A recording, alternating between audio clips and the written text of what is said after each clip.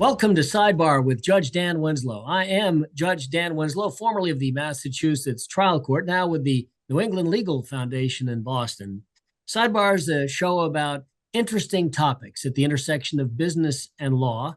And today we're really excited to have Melony Armstrong with us. Melony is an entrepreneur, soon to be a movie star. We'll talk about that as well. And a person who has a story and a journey that I think we need to hear about because there's lessons to be drawn from and perhaps traps to be avoided from that lesson. So first of all, I want to just welcome you, Melony, to Sidebar. Thank you for having me.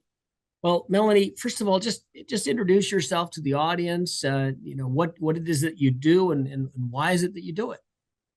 So yes, I am Melony Armstrong. I am the owner of Naturally Speaking Salons. We are located here in Tupelo, Mississippi. We have been in business since 1999. And one of the things that we are known for, I guess you can say, is getting legislation passed that has deregulated hair braiders in the state of Mississippi. Deregulating hair braiders in the state of Mississippi. And you're also known for Tupelo honey, as I recall, right? Isn't that your famous honey? We are, and don't forget, this is Elvis's birthplace. Oh, I did not know that. Yeah. I'd forgotten that. Everybody knows about Graceland, but Tupelo. Okay, that's another three good reasons to go to Tupelo, Mississippi. Right. So, for the uninitiated, what is hair braiding? Hair braiding is a ancient art. It's a way that kinky hair is styled. For the most part, is simple. It's basically 3 strands of hair crossed over one another in a systematic order. And at the end of it, you have what's called a braid. Well, it's and I would say that braiding hair is so I know that in the Black community, barbershops for men are a very important part of the social construct. You know that it's not just getting a haircut; it's a whole immersion. Is it the same thing too with hair braiding? And is it more connected to the Black community as opposed to others, or can anybody benefit from this? Yes, and that is a good question, observation, and it is. Braiding is a way that Black people have styled their hair for countless of years. It's ancient. I would say it's a form of hairstyling that has been passed down from generation to generation in our culture. And how did you learn the craft? Well, so when I was a little girl, like a lot of little girls, I played with dolls and I styled their hair. I braided their hair, and so it's just something that we kind of grow up with because our mothers braided our hair. Their mothers braided their hair. And so that was the beginning of my hair braiding career, I guess you can say. But you have turned it into a career. So how did you go from with your dolls or with friends and family? How did you go from just the act of hair braiding to saying, hey, I can actually make a living doing this? What was that process of transformation like? So yes, that was very interesting. So here I was, an adult woman. I was married with children, but I was having issues with my hair. So it was breaking. I had split ends, and I just wasn't happy with my hair. And so I thought, the best thing for me to do is get it braided. Braiding your hair usually gives your hair a rest, it gives it a break, and then that way it can, you can nurse it back to being healthy. So I decided in order to nurse my hair back to being healthy, I should get it braided. However, I'm a grown woman now, and pigtails was not was not gonna work. So I wanted something professional. And in my area at that time, there were no professional braiding salons. And so I ended up finding a braiding salon in Memphis, Tennessee, which is like 90 miles from where I live. I made an appointment. I traveled to the salon. I got my hair braided. Exactly 45 minutes later, the stylist turns my chair to the mirror. And all of a sudden, all of those feelings of inferiority, well, I should say those feelings of not feeling pretty because of the condition of my hair, it was just like a light bulb came on. And I was like, wow, and I was just so in tune with how this new braided hairstyle was making me feel.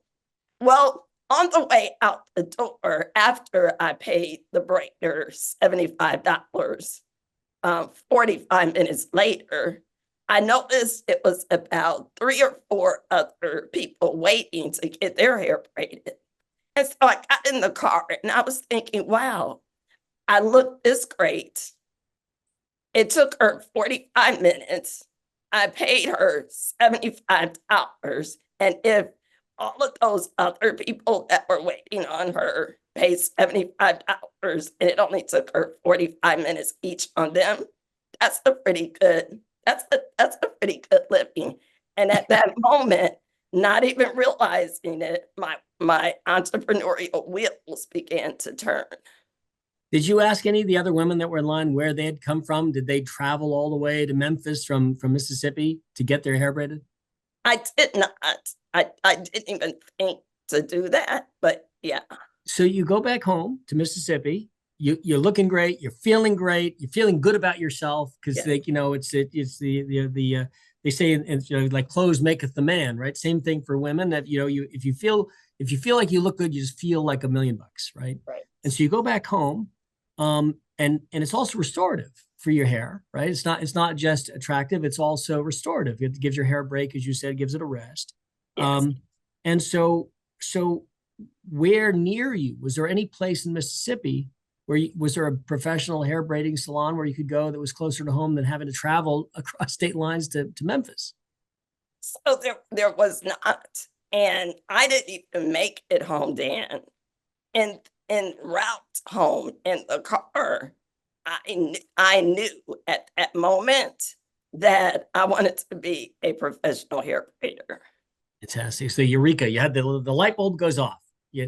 So Yes. so so obviously you did it as a kid, but where do you go to learn as an adult, for sort of for business applicant? Where do you go to learn the techniques? Where do you go to learn the skill?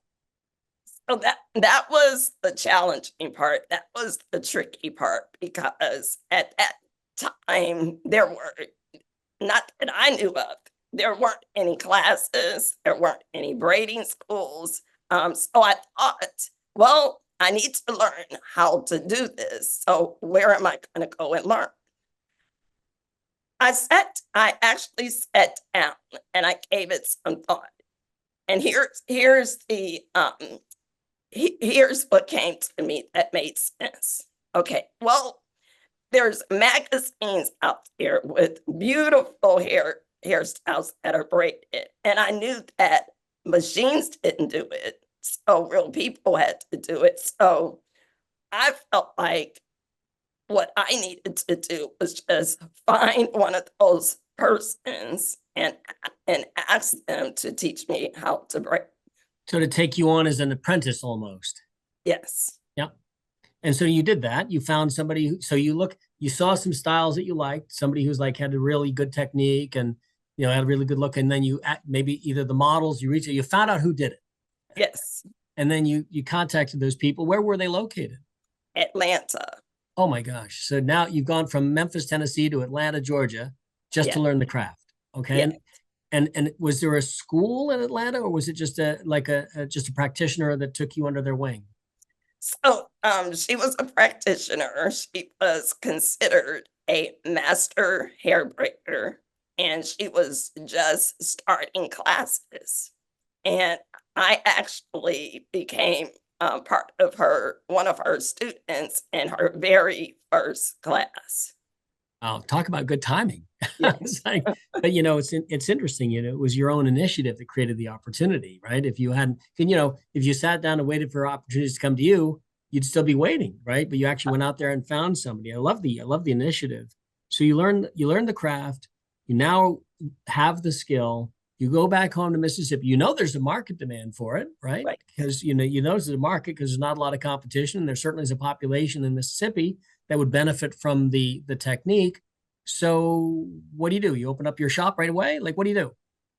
Well, not quite. So what I needed first to do was to practice until I perfected my craft. So that's what I did. I practiced hair braiding in my home on my mannequins for 6 months. And basically, practicing on my mannequins became my full-time job, so to speak. And after a period of 6 months, I felt like I was ready to now braid live people. And I began to market myself, not really realizing that I was marketing myself. I began to put flyers at Walmart, places like laundromats, beauty supply stores, churches, and I began to get business and I started braiding out of my home. So you just and for a fee, I'm assuming you're making some money for braiding. People would come into your home and you'd braid their hair and they'd pay you a fee. So initially, I braided for free. Okay, just for practice. Yep. Just for practice. It wasn't about the money for me at that point. It was about the experience. Right.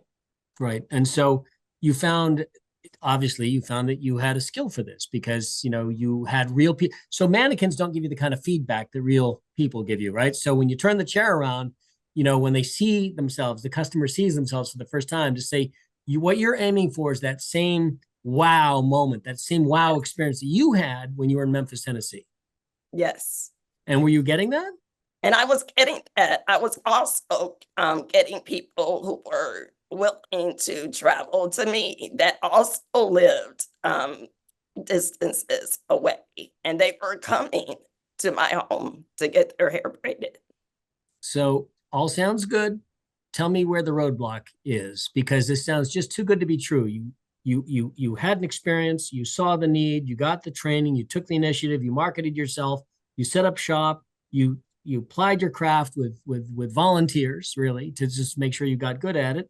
Now you're ready for the big leap. You want to start charging money for braiding hair. Easy peasy, right? Or not? Well, it was at first. So I always wanted to be professional. I majored in psychology in college. I'm actually a college dropout. However, if I were going to pursue this entrepreneurial dream, I wanted to be in a professional manner. So breaking out of my home was not professional enough for me. I wanted to have a storefront. I wanted to separate my business and my personal life. Braiding at that time was interfering with my young children. We lived in a very small house. And I would send them outside to play and basically say, don't come in or don't disturb me while I have a client. So I knew that I had came to the point that it was time to take my business to another level. And this is when I made a phone call to the State Board of Cosmetology. And tell us about that. Tell us about you make a phone call to the State Board of Cosmetology. Say, hi, I'm doing something that nobody else does in the state. I just want to open up a storefront and open a business. I want to be a hardworking person. I want to pay taxes. I want to, create jobs, not only for myself, maybe as I expand other people. All good things. And of course, they were completely welcoming and open arms, right? Encourage you to just get in there. Well, I wish.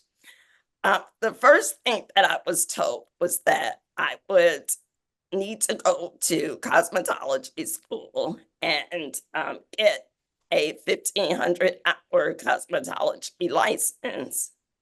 And at first, that didn't seem like very strange to me because in my mind, I associated hair braiding with cosmetology.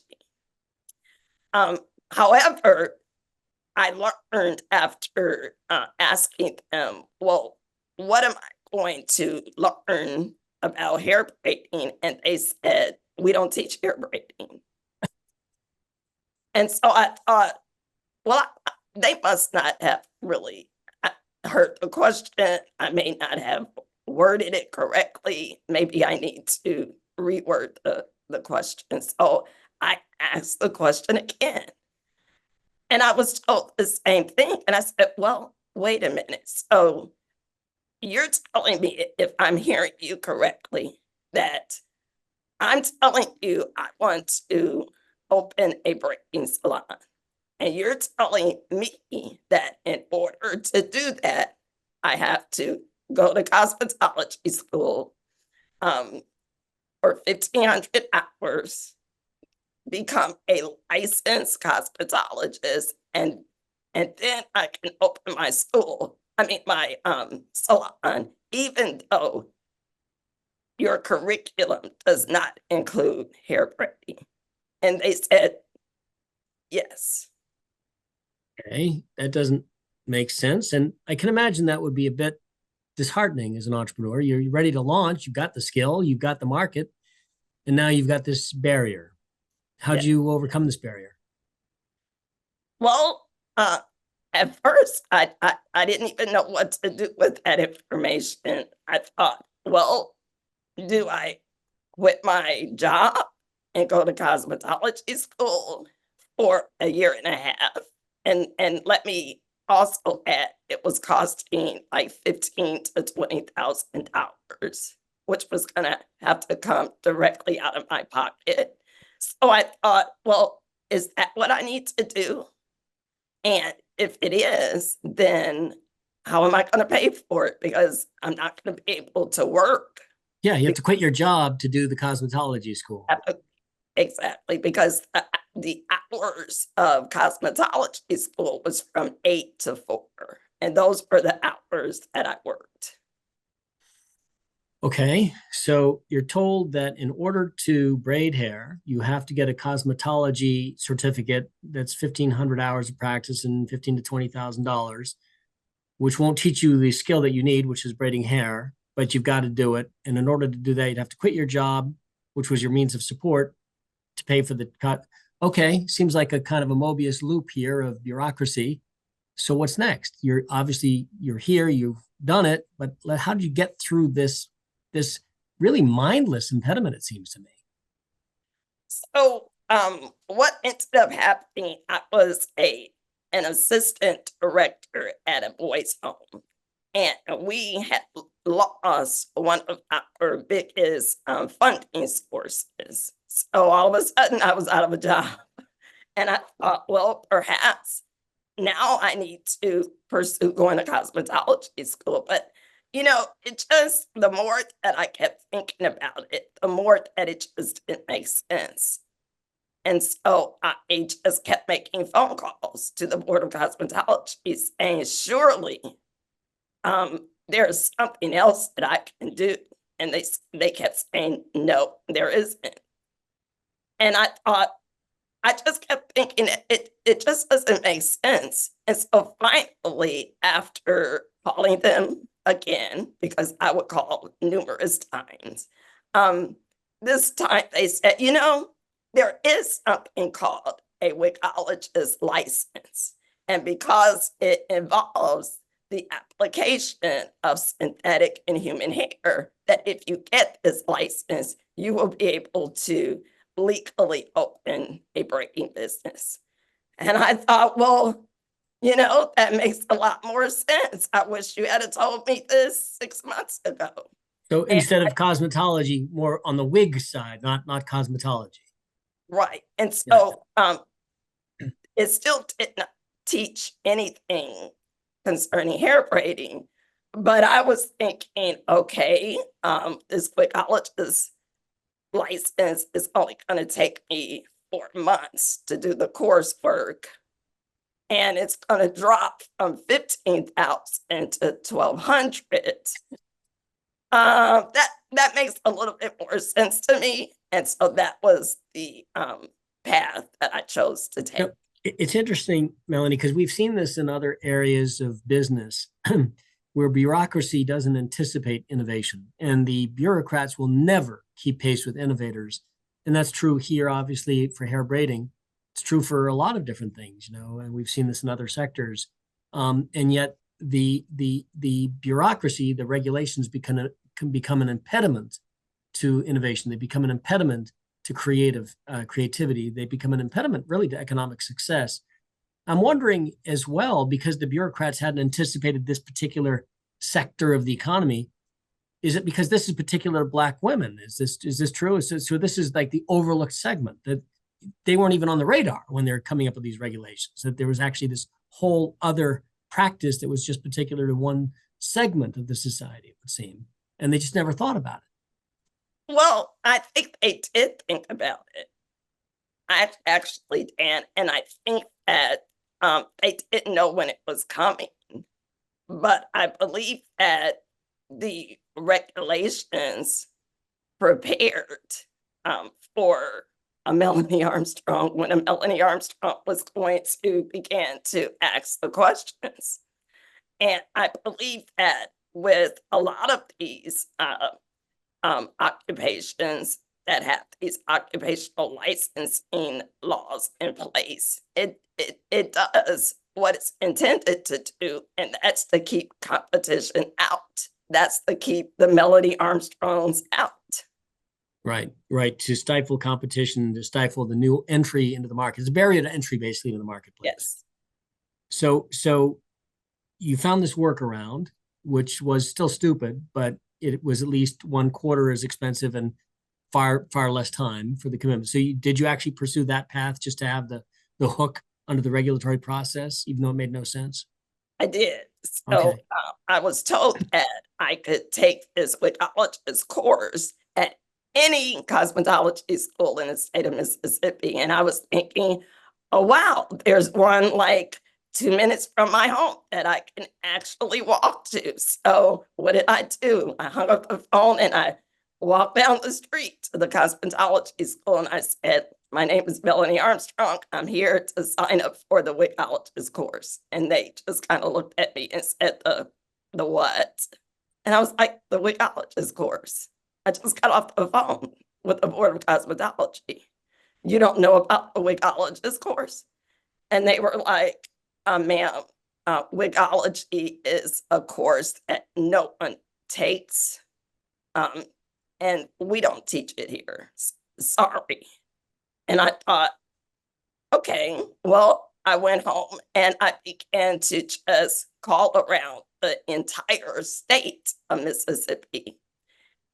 And I was finding each cosmetology school said, we do not teach wigology. It's not a course that we even teach anymore. And I thought, well, this is not funny. Why would they tell me this? So, of course, I immediately called them back, and I particularly told them what the school down the street told me. And they said, well, basically what they meant is they don't teach the course because no one takes the course anymore, and it's not going to be worth their time, and it's not going to be worth it from a monetary standpoint. And upon hearing that information, I thought to myself, well, they could teach it if they want to. Well, I just need to make them want to. And so that's started a series of phone calls to the owner of the cosmetology school, trying to convince her to allow me to take this course. And that went on, are you ready, Dan, for 2 years. So let's fast forward. You get the wigologist license. Uh, are you in business? Once I, yes, once I pass the wichologist exam, yes, I do open a business. Okay. And so the business is booming. I'm assuming you're starting to do well. You're finding that it's actually paying better than working at the boys' home. So Yeah, it's word good. is getting out, and It's, people are coming. and now you need to scale the operation because like it's more than just one human can do. Your fingers Right. are only so nimble, right? So Yes. you want to hire on more people. And what how do you scale up the business? What happened then?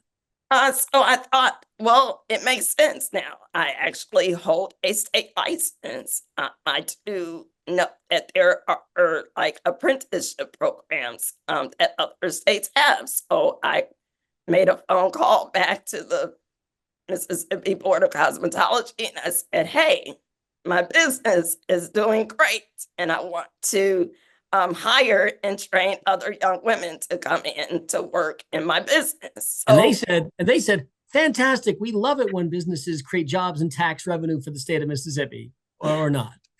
well, unfortunately not. And I was told the same thing that I originally was told. And that was, well, they will have to go and get a cosmetologist license. And that's the only way they could work in your salon. Oh, and let me add, and in order for me to teach, I would have to go back to cosmetology school, finish out the remaining hours from 400 to 1500. And then after I complete that, I would have to then take a cosmetology instructor's course. That would take about another 2 years. And then after that, I would have to go work in a licensed cosmetology salon for another 3 years. None of which taught hair braiding, right? They didn't Right. teach hair braiding in these curricula. Okay. So I have to fast forward because we're running out of time. This is an amazing story. And I know you're making a movie about this called Freedom Hair, right? Yes. And that's coming out soon. If not, we'll have to put on the screen what the movie website is so people can look it up on streaming devices because you actually shared the story, this challenge that you had to overcome for the benefit of a movie. And I simply don't have time here in today's podcast to go through all of it. So let's fast forward to today. You where are you today? Where is the business? What's the ending to this story? So the ending to the story is today, over 7,000 women in the state of Mississippi, mostly Black, are hair braiding entrepreneurs.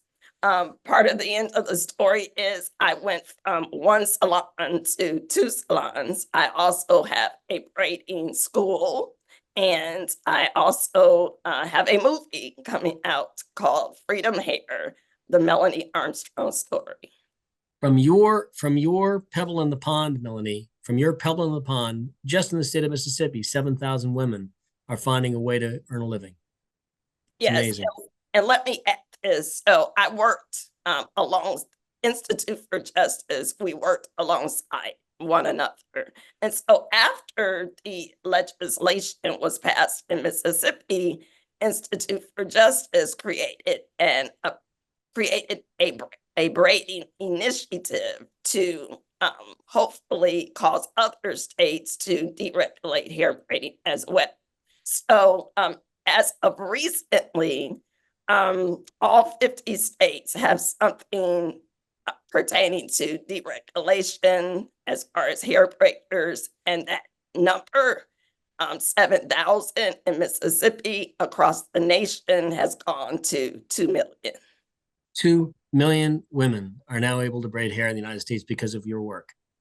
Yes. It's amazing. It's amazing. And Institute for Justice for Folks, great organization. It's a fellow organization to the New England Legal Foundation with much of the same mission. But what a great credit to them and their work for standing up. In fact, one of the efforts that we're launching here, Melanie, is something that we call the Equalizer Institute. It's equalizerinstitute.org. And basically, it's free corporate legal clinics to help underserved entrepreneurs be able to start and grow their new businesses, to help navigate through bureaucracy and red tape. And we hope it, when it launches next year, to fill the gap between civil legal aid for the poor and market rate law firms. Because into that gap, we found a lot of businesses, Black-owned business, women-owned business, new Americans, veterans, college students, people who can't afford counsel, but have this kind of drive, this energy, this heart, this idea, this passion that you have shown. We just need to help them to get through this sort of this maze of impediments, really, that have been erected by folks that, maybe don't have that same level of drive and creativity about how to get things done. And I'd be curious, would something like that have been helpful to you in your mission? Oh, would it have been? I would have loved to be able to work with your organization or a organization like yours. Yes, absolutely. Fantastic. Well, Melony Armstrong, we, believe it or not, we've come to the end of our half an hour. We've tried to squeeze a lot of things. I just want to thank you for coming on the show. You really are an inspiration. You're one of these people that has actually, by just initiative, created opportunity now for over 2 million people, and really rippling beyond that, because all of these people who are bringing income into their families, their children benefit, their partners benefit, their spouses benefit, their community benefits, all because of your refusal just to give up. So good for you. And I want to thank you for that. And that's going to wrap up this edition of Sidebar. I want to thank Melony Armstrong for joining us here today. And I want to thank all of you, the viewers, for tuning in. This is Judge Dan Winslow. Do justice. Thanks all.